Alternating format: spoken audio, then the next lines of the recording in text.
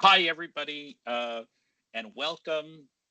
We're we're having I'm so excited about this webinar today, and I'm so excited about our guest. My name is Tim Morden, and I'm one of the founders of Prompt AI, and today's webinar is all about leading through uncertainty, EDI leadership, and change in challenging times. And you know, before we start, I just wanted to, I was reflecting on this topic, and one of my first one of my first experiences that really drove my career was I was I was part of I was part of an organization. I was an employee, and they were going through a transformation. It was a really big transformation, and leaders at the start were rah, rah, rah. This is going to be so great. And in 18 months, we're going to be all of these things. And in 26 months, they launched something. And it was a mitigated disaster because it was a bunch of consultants running around that didn't understand the business. Leaders didn't know they had a role. The business wasn't involved and engaged. They thought, okay, we can just train some people. And in the end, I ended up leaving because my focus was it doesn't have to be like this. And my career has been focused on how to support change and transformation with a focus on, when we're there, how do we improve working cultures and working lives, and how do we make sure what we're doing is sustainable? So I think today's topic is, well, the timing couldn't be perfect. And I know some of you have waited waited a while, and I'm so pleased to have Dr. Candy Can as my guest today. And just a bit of a background, she's an executive with over 25 years of experience and a reputation for generating sustainable, high impact change across diverse organizations. This includes healthcare and post-secondary education institutions and municipal governments. She has a history of activating early adopters and program champions to influence and progress change at all levels of organizations. You're going to see she's such a passionate and empathetic leader. She's a recognized expert in equity, diversity, and inclusion, and she's advised on bullying preventions, on conducting fair and ethical investigations, and facilitated education and workplace restoration. And beyond that, Dr. Can owns or holds a Bachelor of Arts in Psychology, a Master's of Education in Public Policy, a doctorate in adult education. She has a book, and it's called Anti-Harassment Does Not Work, Transformational Learning, Moving Information from Heart to Head. And heart to head, how awesome. And she's become an international bestseller with over 7 publications, numerous keynote presentations, and lectures delivered at conferences across Canada. Dr. Khan's founded a consulting business, and that's Candon Consulting, and it's helping organizations build inclusive, respectful workplaces, providing DIB training, bias mitigation, harassment prevention, leadership support.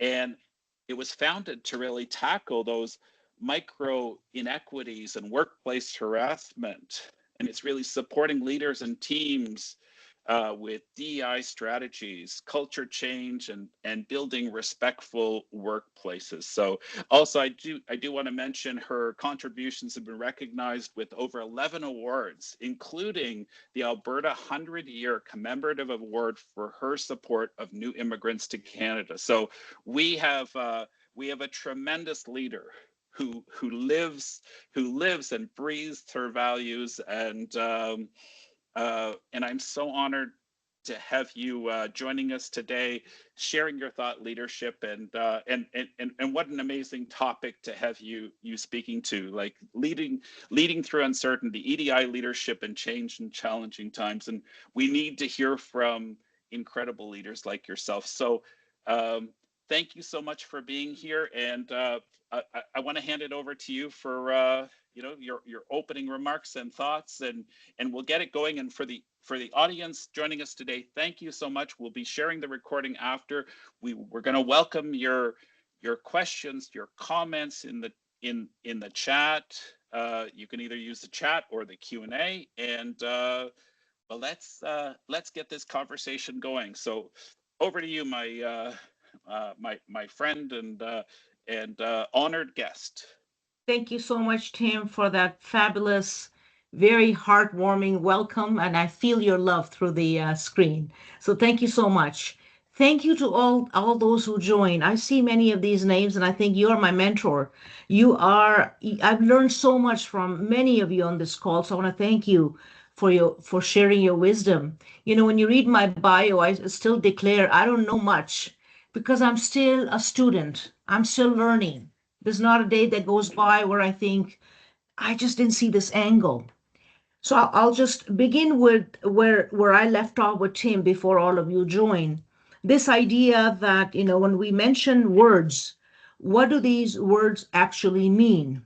And I begin by unpacking this term called transformation. When I think of transformation, I truly believe it's a mind shift. It's the way we start thinking about how we operate as leaders, how we show up, how we the influence and the sometimes people say the wake we leave behind. We are truly living through challenging time, and I will unpack all the terminology for you when we talk about EDI, DEI, DEIB, equity, diversity, inclusion. To give you an example, I was approached by a senior leader in an organization, and that individual asked me not to use the term EDI any longer in the Alberta context. So that's challenging. So what do you call it?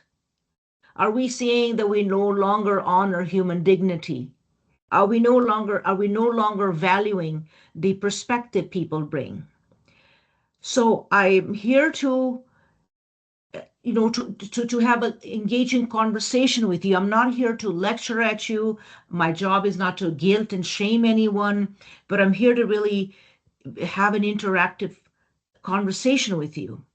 So to begin with, I want to know, when you think of this idea of challenging time, what comes to mind before I go further? If you could just please put that in the chat. When you think of challenging time, what's challenging about today's workplaces, working? What's challenging for you? What's keeping you up at night? Just to get the conversation started.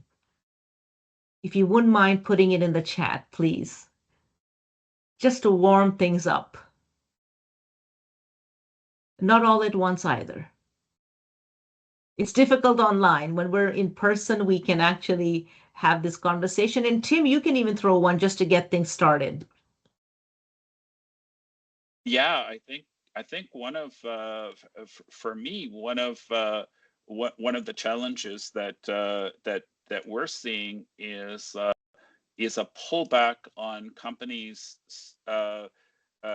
actually supporting supplier diversity or supporting ERGs within organizations. That's one of the things the things that we're seeing for sure. And we are seeing some things coming into the chat from Mirette. Shocking leadership at the highest levels. Yes, absolutely.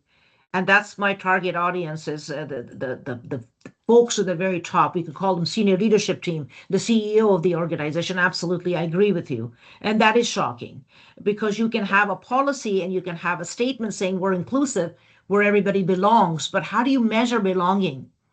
What are your metrics? How do you know? How do you check in? How often do you check in? Yes, let me go through, and thank you so much for participating. The most significant challenge I see is leaders who confuse intelligence with wisdom. Absolutely. Is it the credentials that you're after? You're really after lived experiences. And this is something I'll share with you. There are a lot of what I call, my terminology, I apologize for that in advance, There are a lot of pseudo EDI specialists floating around in Canada. And what I mean by pseudo EDI experts is yes, they have the coursework, but they're missing lived experiences. So when you're in the business of doing this work, then be mindful. You do want to surround yourself with people with diverse lived experiences. And I'll talk about three levels of diversity. There's an inherent difference. People who look like me cannot change my features. I cannot change how I show up. There's inherent difference, then there's acquired difference, where we learn through mentorship, we learn through coursework, experience. Then there's thought diversity. Those are three distinct buckets. So you want to do that. You want to bring people for all three diversity. I see the challenges equity conversation more about awareness into action. Absolutely, Garla. Thank you so much. And in order for us to move to action, remember what I said about transformative learning, transformation. And that's why I wrote the book, The Head to the Heart. Transformation is first you examine ways in which you conceptualize ideas. So when you think of words like EDI, equity, diversity, inclusion, what comes to mind? So as I mentioned before, transformation is a mindset and how you operate. Leading change is a process of guiding people, mentoring people. You have to gauge, is your organization ready for this change? How do you know that? Are you having those conversations? I love the article that our good friend Nelly Ramos put out the other day talking about our other partner AI, the AI algorithm. Absolutely, we need that piece of the puzzle, but it's the humans that need to still build those relationships. I'm not against AI. I'm simply saying we still have to do the work. So when we talk about leading change, what I'm inviting you to really consider and those you work with is to gauge, are they ready for change? And how will you work with the people to get them ready for that change? My mentor and teachers on the call, Pauline Melnick, who's coached me repeatedly, that it's about the people. And someone else reminded me yesterday that you can change at the level of your relationship, the readiness of the organization. Now, there's tremendous pushback on EDI. Let me qualify my terms for you. Equity, diversity, inclusion. Equity is about sharing power, if I can simplify it and not give you an academic term. Diversity is a given. There's nothing I can do. I grew up in the Middle East. I lived in three different continents. I'm fluent in three languages. That's the diversity I bring, those lived experiences. There's nothing I can do to change it. And those who grew up in a particular city, they will have a lens, which I'm missing. I'm a heterosexual female, which means the gender I was born with or identify with, I still identify being female. Those are differences I just can't change. That's who I am. Inclusion is the action. Inclusion has to be delivered. It's not enough to say we have a culture of inclusion. That's nice. It's not enough to put it in your policies or your framework or your what I call uh, strategic framework. You need to live it. Inclusion is literally about welcoming everyone in the boardroom, in your lunchrooms. When you see someone, you say hello. I cannot tell you a number of times I have been invited to organizations to host a conversation about civility, how to be nice to each other. Legislation won't change that. We have to lean into that. Leadership is about clear communication. Leadership is about empathy. Leadership is about connecting the dots. Back to EDI. Equity, now you must have heard of various acronyms. Equity, diversity, inclusion. Diversity, equity, inclusion, belonging. Equity, diversity, inclusion, accessibility, decolonization. At the end of the day, pick whichever acronym you think will work for your organization.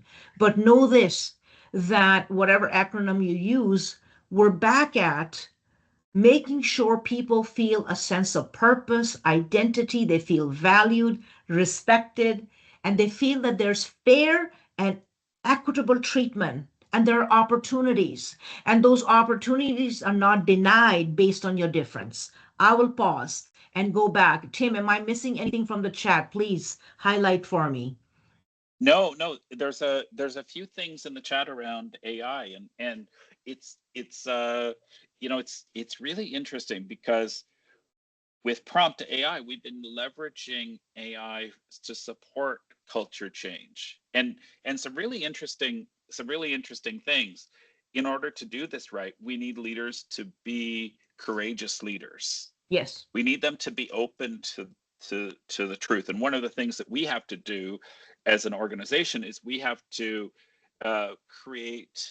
build trust and create psychological safety so that when people are sharing their thoughts and their feelings, they understand what will happen with their data.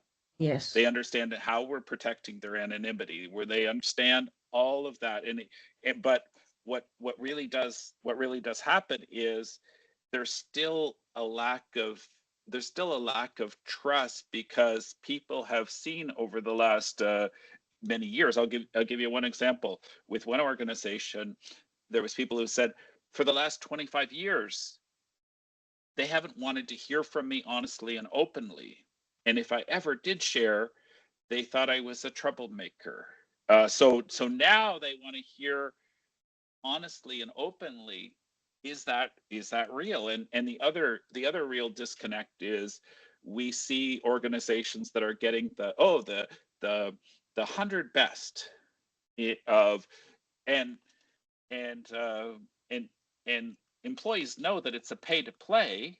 They know that in these cases, a lot of times these organizations are getting awards, but they as employees don't see and feel this, and it's a real disconnect from the reality for an employee within an organization and what potentially the public facing is. Absolutely. So I just I wanted to agree. share that as we see some comments around AI. So Absolutely.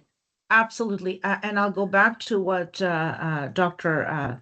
Ramos has presented, and I'll share that article. It's on LinkedIn. This idea that AI can absolutely help you cross-tabulate the algorithm, bring information together at the speed of light.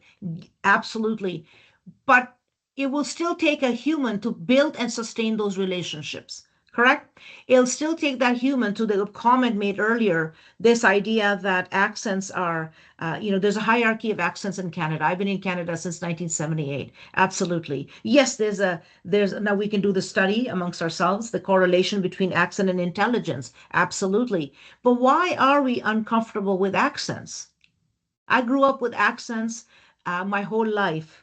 So that's exposure and then awareness and understanding and learning. So again, we're back to that transformative learning starts with the self. So there's an examination of how am I showing up, but also what are my trigger points? So we're back to yeah, the full cycle of recruitment. Who do we hire? Who do we promote? Who do we put up for secondment? Who goes to Copenhagen for a conference versus Red Deer? No offense to anybody in Red Deer. It's a 1.5 hour drive from my house. I'm simply making a case. This is all filtered through your biases, your lens. So there's work to be done there. Absolutely. I want to go back to psychological safety. You see, after being in an organization for 6 months as an advisor or as a worker, I can determine that, Tim, because you just have to look around what's getting rewarded and what's getting punished. So when I first joined an organization and my senior leader says to me, Candy, don't be too loud or stand out because the nail that sticks out gets hammered in. So that tells you culture. That metaphor pretty much sums it up. Psychological safety is not when you have a meeting for an hour and the senior leader speaks for 57 minutes and leaves the last 3 minutes as does anybody have any question? First of all, that's a closed-ended question. It's a yes or no polarity, and that's not good practice. Again, that there's no psychological safety because even if you were to raise an issue, now there's not enough time to close it. Fair?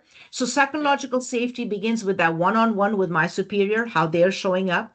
Like I said to you, when they're warning you that you may not use terms like equity, diversity, inclusion, that tells you the culture, right? So psychological say it takes time to build those relationships. yeah, yeah. And in that example you just shared around the town hall, with you know we'll leave the last 2 minutes for questions.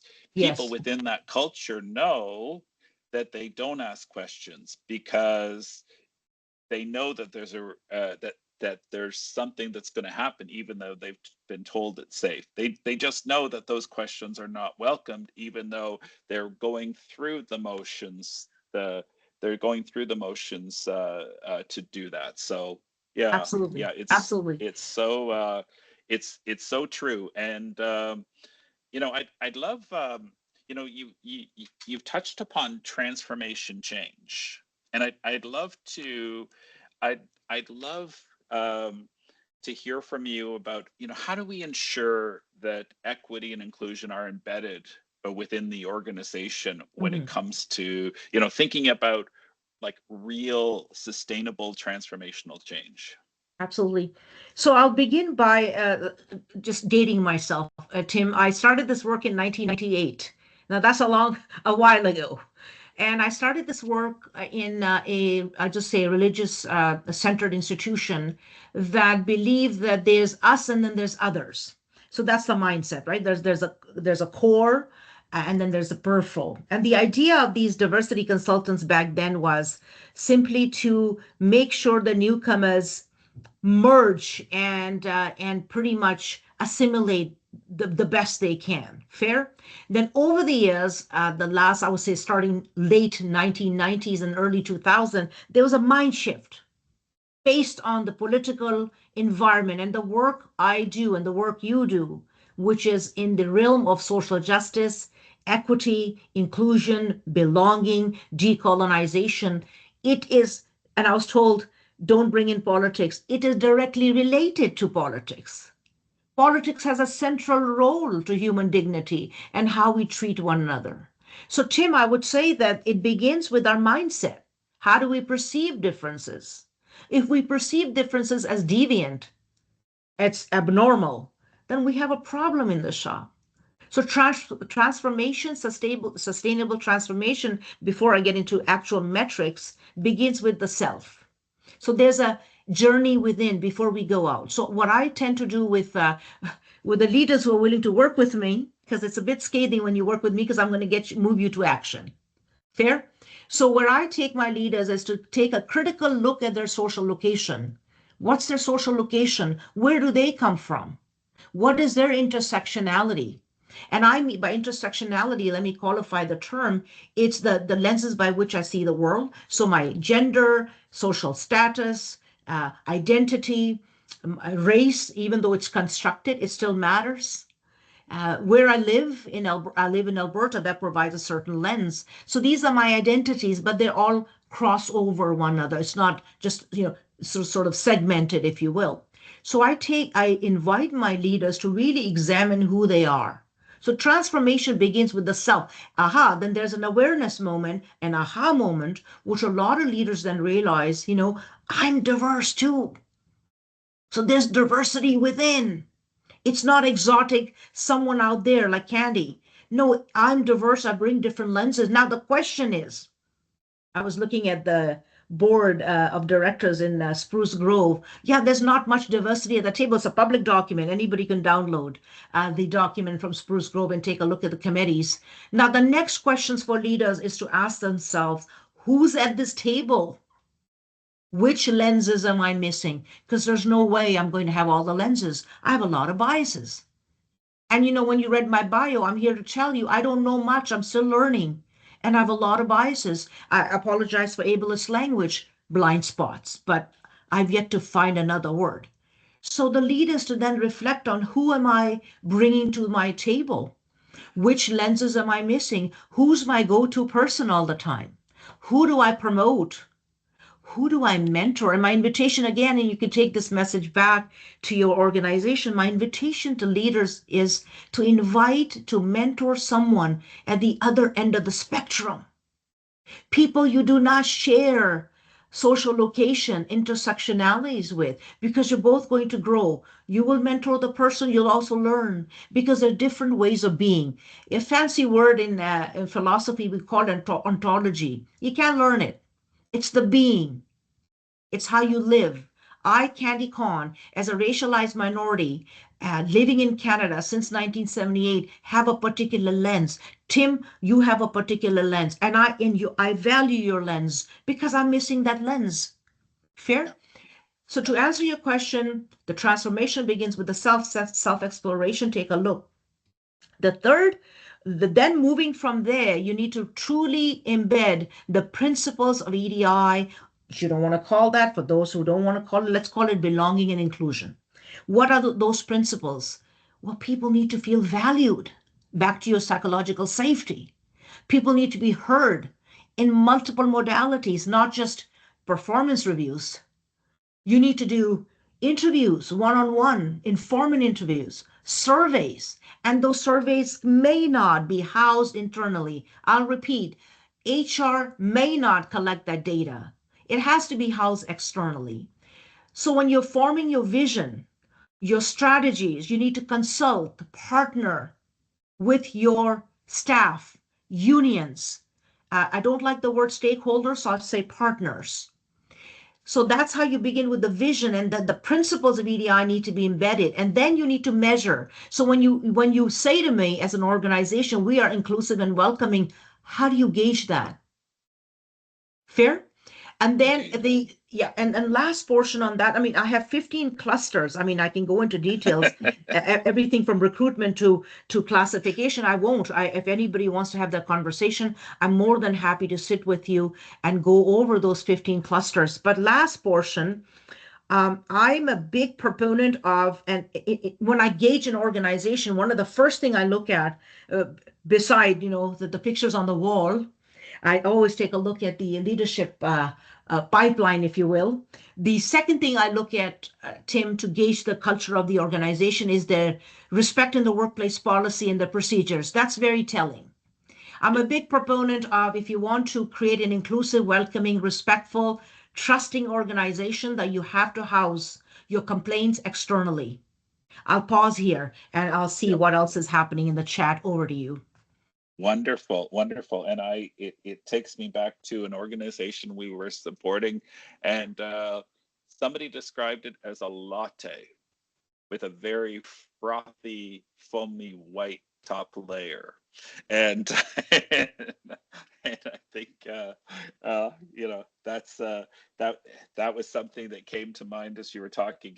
And I think the other key thing too is, uh, I'm sure when you start talking with leaders from an organization, you get a real understanding whether what they're looking for is a tick the box, or Mhm. whether they're looking to truly transform, be vulnerable, be open, uh, and be ready for data that that may be uncomfortable, and Yes, um, getting um, open, or being open to being uncomfortable.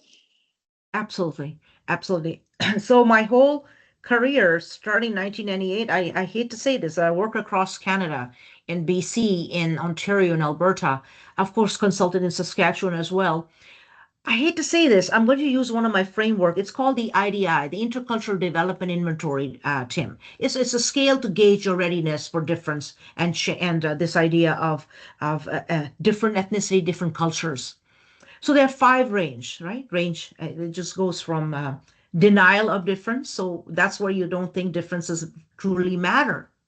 That's a scale. You can gauge whether you're in denial of difference. Do you believe we all have the same needs? I agree. Brian mentioned fitting in and belonging are not the same thing. Former shuts people down. I agree with you.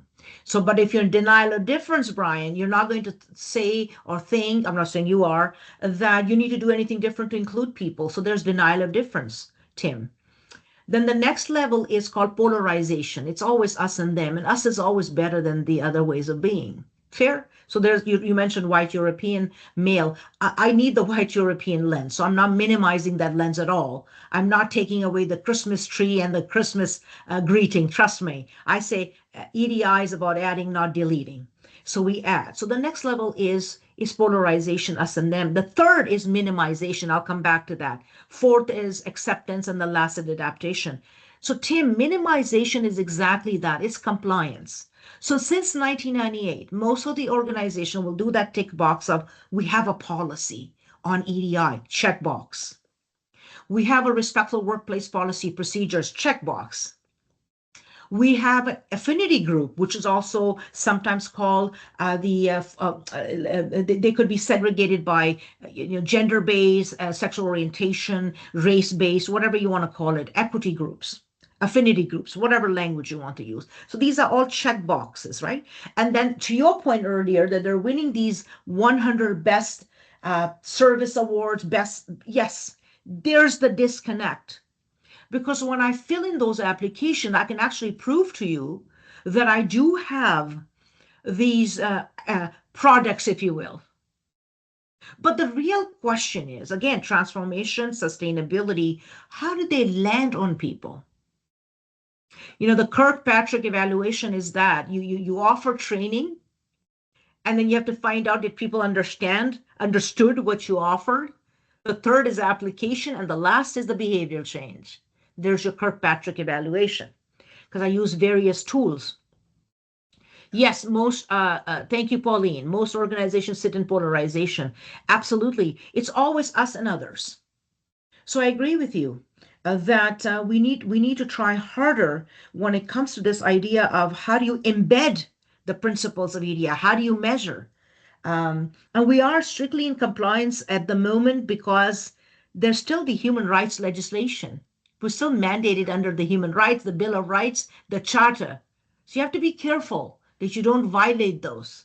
So in my strategy, I will use language such as, we welcome people of all diverse backgrounds. We accommodate for differences. But when I go to the third floor, sir, your washrooms are inaccessible and they're segregated and demarcated for two genders. I have no problem. I just go into the female. But it's a potential problem for the 8% of the population in my context that does not identify as either male or female. It's not enough to say we accommodate difference. You have to show it. You have to have a universal design posted. There has to be an intentionality of wanting to work. I'll pause, but Yep. most organizations in Canada are in at the minimization. Oh, by the way, minimization is also dress, dance, dinner, dialect. We are extremely comfortable with multicultural days. We love to ask people to bring food. Please, I'm not taking away your potlucks. They're really comfortable with the dress, the dance, the multicultural days. But when it comes to the senior leadership, decision making, who sits on the board, there's a different story. Yeah. Yeah. And you talked about compliance, and one of the things we're seeing, and it was some legislation. It's called OFSFI, and really it regulates financial institutions and insurance companies across Canada. And I know in the U.S. they've got other organizations, but one of the things that we've seen that they've rolled out is all around culture risk management.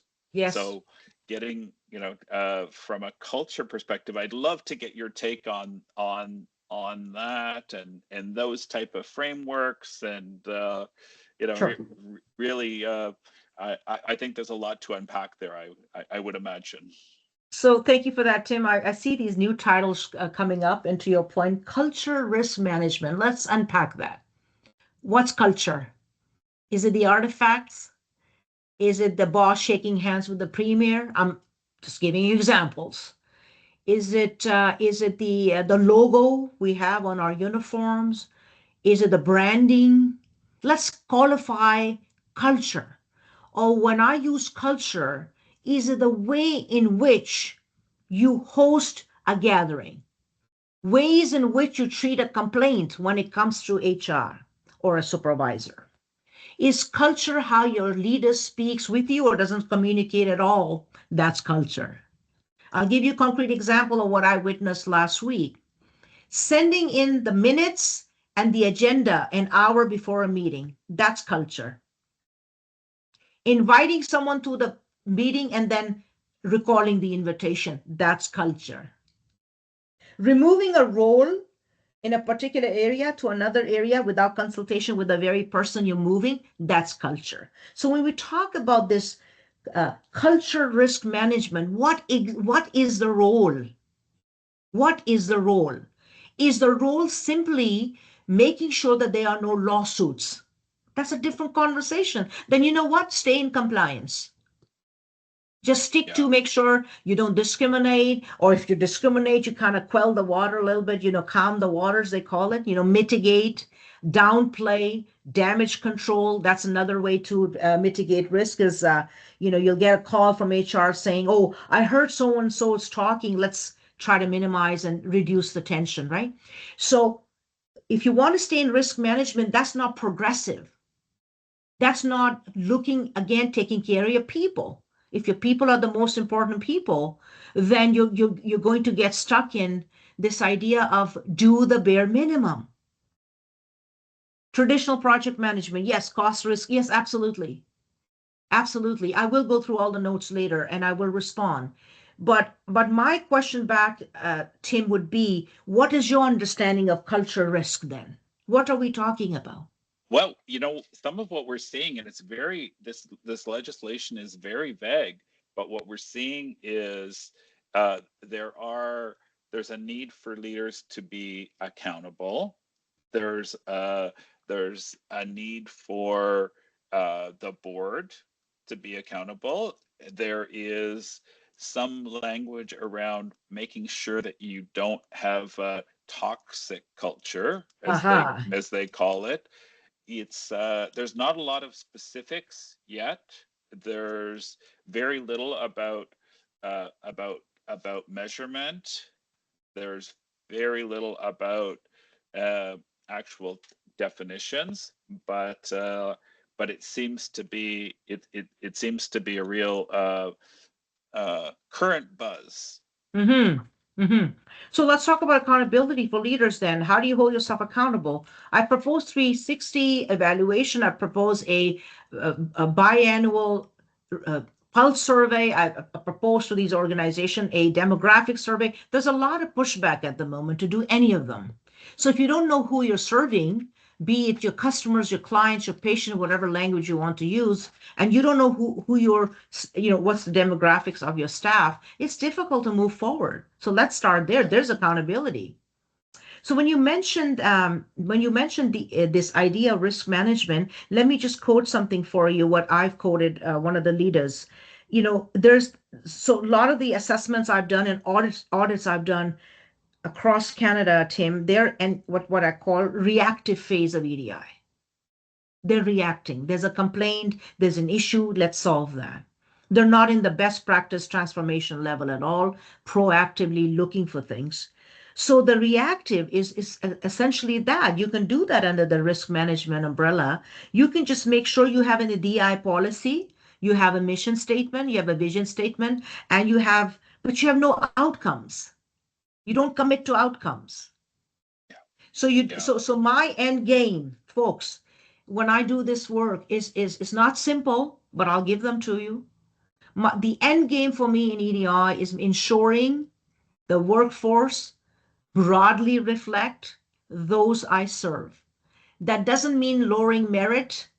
It doesn't mean marginalizing at the expense of others. Remember, EDI is adding, not deleting. So you have to make sure, and that speaks to who's at the top, how you recruit, how you promote, secondment, special assignment, mentorship. I could go on. The second end goal for me is to identify, remove barriers. Now, when there's denial that barriers exist, so I have a webinar tonight actually, and I'm being hosted in India of all the places. It's in 9:30 tonight, but we're discussing gender-based violence. Now, the first question I've asked the audience or the panelists who are coming, do we think it's a problem?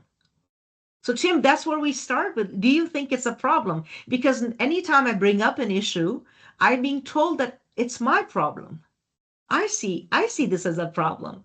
The leaders are not seeing this as a problem. So when you talk about accountability, then you have to be accountable. Then when an issue is brought to you, you actually interrogate, explore that area rather than minimizing it. So again, I go back to we're in the reactive compliance phase and we're not moving the needle to proactive, collecting both qualitative and quantitative data. Does that help, Yeah. Tim? Oh, indeed it does. Indeed it does. And that's one of the things that we've been seeing too is it's so important that we have leaders that are open to data, and when the data comes back, it's not that uh, Tim or Judy or whomever is saying this is what the data, this is coming from your people, and it's a we need there to be an openness to nobody's pointing fingers. This data was previously hidden, and you've got the data. What are you going to do? What are you going Yes, to do as a leader? Are you even yes, going to are you even going to be in a position to take those insights to action? Are you going to be in a position to uh, share with people? We've yes, heard. Here's what we're doing, and I think it's it's that which for a lot of people that doesn't seem to be a big jump. Leaders are are to lead just by the nature of their title, but a lot of times there's a fear and apprehension of yes, actually jumping in, even wanting to know the data, but then once knowing the data, acting acting and being consistent and not having something be the flavor of the month, uh, and just, oh, we're on to something new. absolutely. So again, going back to how do you lead during these uncertain times requires what you just said, transparency, communicating frequently, honestly, and having that sort of, like we mentioned before, open door, but make sure you're in your office. You and I've talked about how leaders are, suggest, oh, I'm always here, I'm always here. You can reach out, but when you look in, they're not around. So they're not walking around actual floors where the work is happening. So I agree with you. I've spent the last 19 years in the area of employee engagement diversity survey and demographic survey. I'll give you a good example, then not such a good example. So the rollout looks like as follows. We collect, first there's a communication plan as to the rationale of why we're collecting this data. And we have to have a champion and we have to have full endorsement by senior leadership. There's no way you're going to move this work forward if there's no commitment. You might as well not do it. Because when you bring the data from another department, you say, sir, madam, I have this data, you're not going to get the buy-in for action. So a good example would be I conducted the demographic survey in this municipal context. I will not mention where senior leaders, including the city manager, was 100% on board to say we need to know who we are and we need to learn the top three concerns people have when it comes to EDI. So I did that in partnership with an external organization. So good practice looks as follows.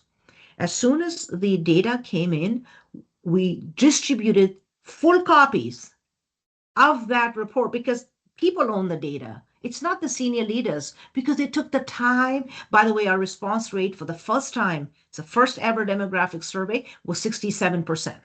That tells you volume. That's culture. That's Indeed. culture. We don't have to read a fancy academic definition. That's culture. Now, what people are expecting is action.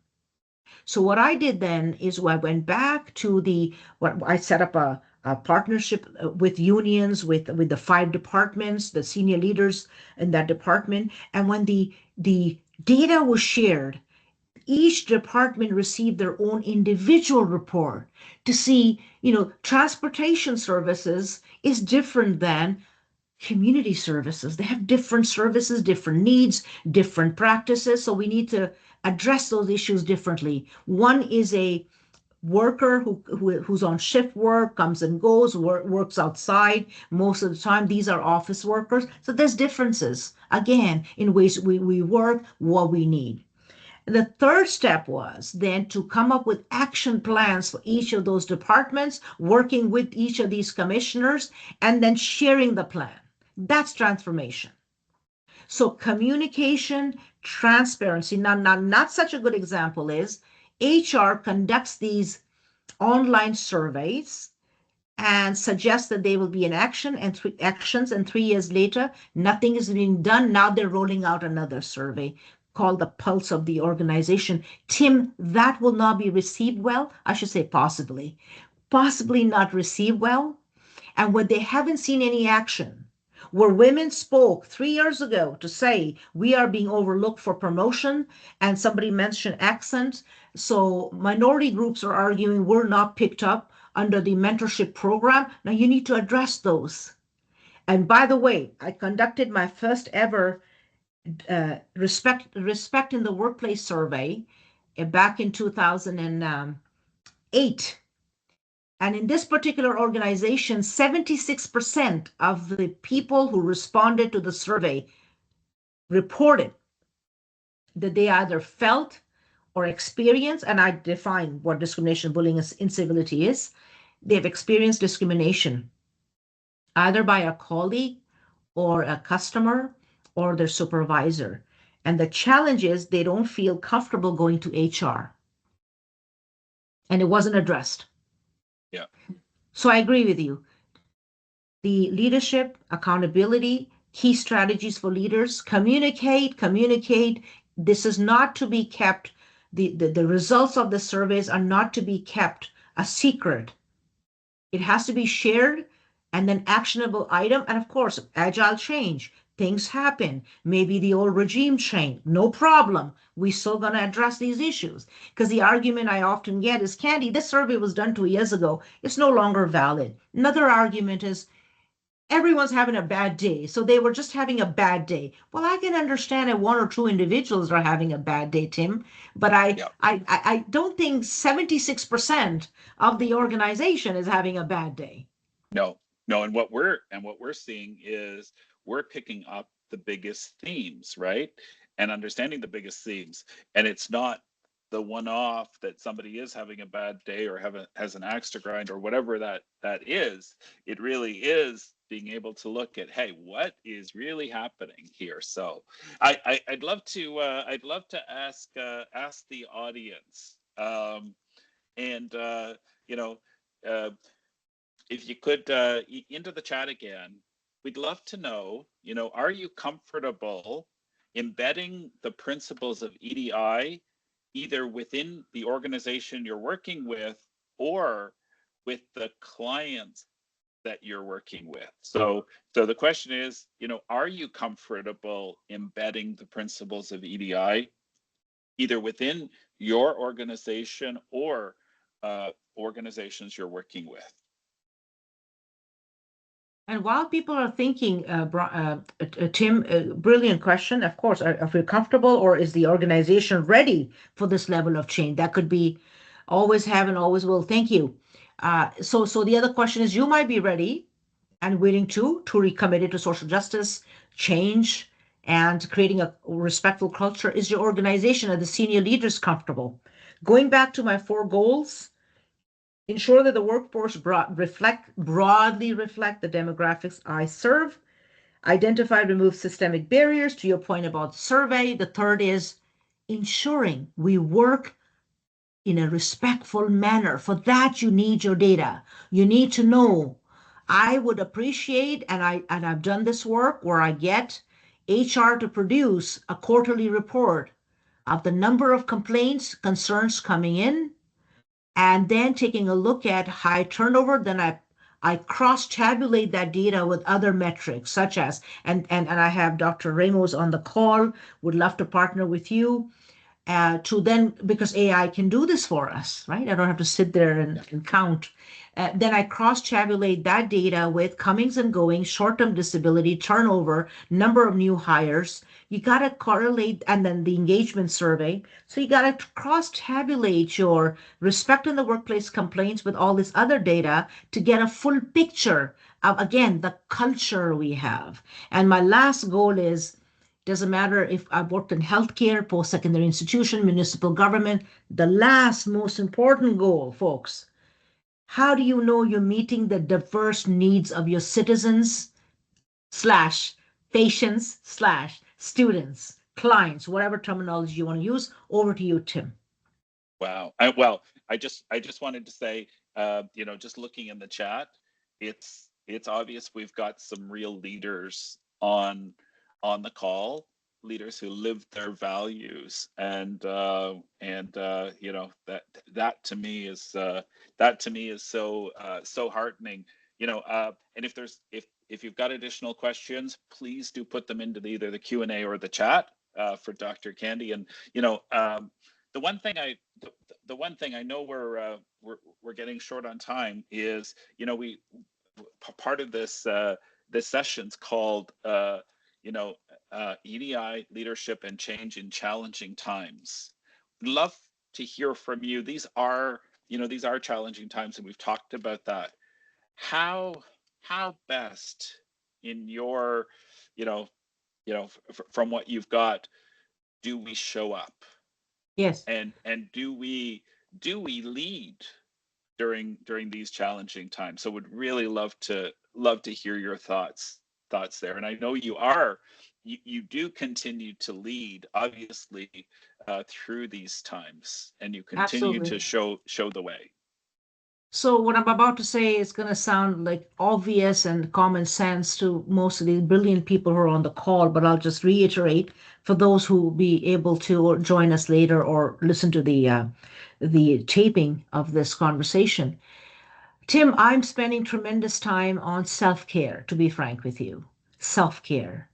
Really reflecting on New Year's is starting. I know it's an arbitrary date, but really evaluating and taking inventory of what are my skills, what am I good at, and where do I want to be. So really, self-reflection again on the organization I serve. Am I in alignment?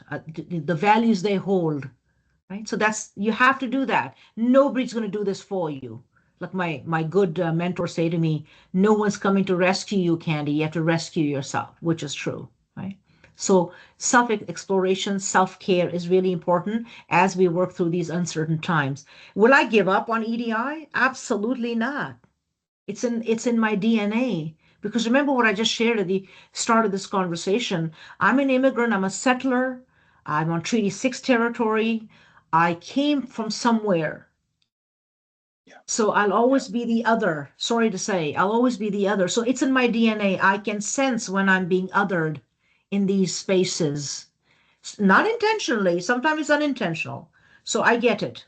I'm not saying yeah, that white Europeans are not marginalized. I'm not saying white European do not experience discrimination and sexism. I'm not saying that because it always seems like people misunderstand me when I argue that some of us with a different ontology experience Canada and workplaces differently. So Tim, in closing, and of course I'll stay as long as you want me to stay. I think leading through uncertain time, you need to take an inventory of where you need to be, and are you in alignment with the organizations that you serve or the organization in which you're embedded. Now, if you're in the organization, we all have to bring a paycheck. Let's just cut through all the sounds and the noise, if you will, then my strategy right now is to serve my clients who come to me. So your senior leadership might not be ready for this work. For example, I've had senior leaders say to me in the last few months not to use a term EDI. So if they want to use a term inclusion and belonging, that's okay. We can work with that. But the real question you need to be asking your leaders over and over again, and if you're leading, you got to work on this. You got to work on all these buckets of work, such as how do you measure your strategy? You need to measure it. So if you argue that we're inclusive, how do you measure inclusion? How do you measure equity? How do you measure accessibility? I don't want you to just tell me you're accessible. I want you to show me. And then when I look at all my buckets that I get to work in, recruitment, there's a whole bucket of work right there, right? So audit these systems, hire someone, and if you're doing the work, really audit where you're at because you need to identify gaps, your resource gaps. And I'm going, and I don't say this lightly, but I'll just use this. Someone recently argued that they're really burnt out. They are burnt out. They need extra help. We have a resource gap. And the response they got from HR department was, have you tried yoga? So you cannot yoga yourself out of these situations. We cannot go to, a talk on Thursday afternoon. We need to fix the core. the system. So leading through change will require for you to strategize differently. You might have to change the name. Your leadership might not be in agreement, but you need to still serve the clients, bracket whoever you serve. First, establish your own clear vision, communicate your vision, be agile yourself, be flexible, find your natural partners in the organization, find your ally. And that's really important because you'll get you cannot do I cannot do this work by myself. And if you have a team, work with your team, find ways to build. Again, how do you empower people? By bringing the tools that they need. Build resiliency yourself before you can. And most important, if you're leading, please be empathetic. Do not minimize. Again, this sounds very simplistic. What's in your control? What's outside of your control? And I'm more than happy again to stay longer outside of this call. Anybody on the call, more than happy to answer any question. But this is a 5-year plan. Granted, leadership is on board, and you have the right tools and human resources. The rollout of inclusive, accessible culture, for those who want to call themselves culture risk management, it's still a 5-year plan, because in year one you're identifying gaps, you're establishing your committees. Year two, you're actually then looking at training and measuring the training. It's a 5-year plan. More than happy to connect with anyone on the call to go over the plan. Back to you, Tim. And Dr. Candy, as we wrap up, how do people get in touch with you? How do they continue the conversation with you? Absolutely. I'll put my email, or you can put it email. We will communicate somehow. I can't type in there. There's no problem. Maybe there's a technology thing. Candy at candenconsulting.ca. I also have a website called Canden Consulting. You can also contact him. There are multiple ways. If you Google my name, you'll find everything scathing. Not kidding. You'll find my videos. You'll find my information. So that's not. Thank you so much, Pauline. So there are multiple ways to get a hold of me. Now, remember, if you hire me or you work with me, I truly believe in actionable change. I love theories. I was in university for 17 years. So we can talk about theories, Tim, forever. But at the end of the day, we need to measure our vision, leadership, and our structures. We need to measure recruitment, our external partnership, and we need to measure all processes internal. Thank you so much for today. Wonderful. Thank you so much for sharing your expertise, your thought leadership, your passion. I got so much out of it, and I'm sure those that are listening have as well. Thank you to those that have joined this call, and just a special thank you and shout out to our special guest, Dr. Candy, and thank you. And to all, a great day. And we'll be sending out the recording to everyone. Thank Bye you, for Tim. now. Thank you, Tim.